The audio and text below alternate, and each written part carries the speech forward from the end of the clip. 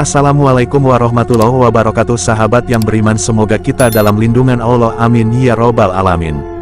Ketika Partai Komunis membantai orang tak bersalah di Madiun tahun 1948, pimpinan Musso PKI benar-benar kejam harus ditutup untuk selamanya di bumi Indonesia.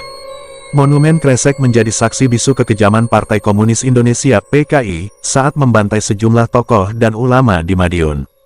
PKI bantai 1920 warga di Madiun pada September tahun 1948.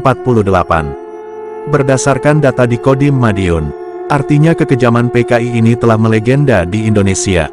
Gambaran kekejaman PKI tersebut dapat dilihat di sejumlah relief yang ada di seputaran monumen.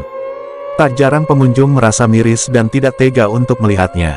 Ngeri sekali ini gambar reliefnya. Banyak korban dibunuh secara kejam. Diikat tangan dan kaki, diseret, serem, ujar salah satu pengunjung. Ia sendiri mengaku datang ke monumen ini karena penasaran dengan cerita kekejaman PKI. Ia berharap dengan datang ke monumen itu, maka ia bisa menyampaikan cerita itu kepada anak cucunya kelak. Saat kejadian saya memang belum lahir, tapi saya akan menceritakan ke anak cucu saya kelak tentang kekejaman PKI dalam sejarah, kata Yuni. Pembantaian PKI Madiun di Monumen Kresek. Patung yang menggambarkan korban PKI menuntut kepada pemerintah RI agar menumpas habis kegiatan PKI di kota Madiun.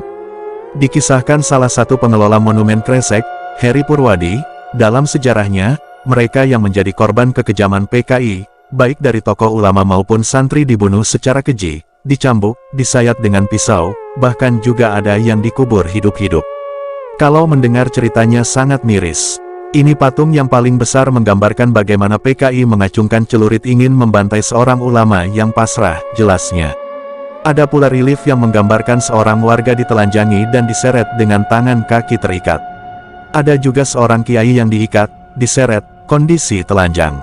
Tak tega kalau membayangkan, tambahnya.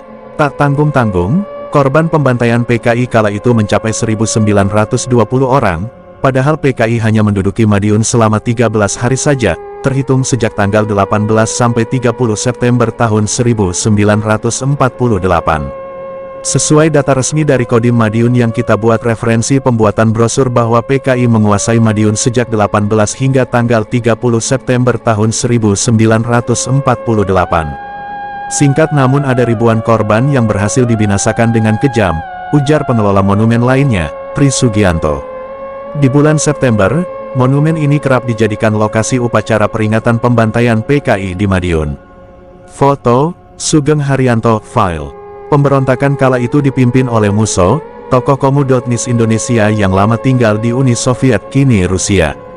Dalam sejarahnya Musso menawarkan gagasan yang disebutnya Jalan Baru untuk Republik Indonesia. Musso menghendaki satu partai kelas buruh dengan memakai nama yang bersejarah, yakni PKI. Untuk itu harus dilakukan fusi tiga partai yang beraliran Marxisme-Leninisme PKI ilegal, Partai Buruh Indonesia PBI, dan Partai Sosialis Indonesia PSI. PKI hasil fusi ini akan memimpin revolusi proletariat untuk mendirikan sebuah pemerintahan yang disebut Komite Front Nasional, terangnya. Beruntung pemberontakan itu akhirnya berhasil ditumpas oleh pasukan TNI pada tanggal 1 Oktober tahun 1948. Musso sendiri berhasil ditangkap saat lari ke desa Kresek dengan mengepungnya dari berbagai penjuru. Namun pria yang juga aktif sebagai pengelola Popdarwis desa Kresek ini berharap pengunjung tidak takut dengan relief-relief tersebut.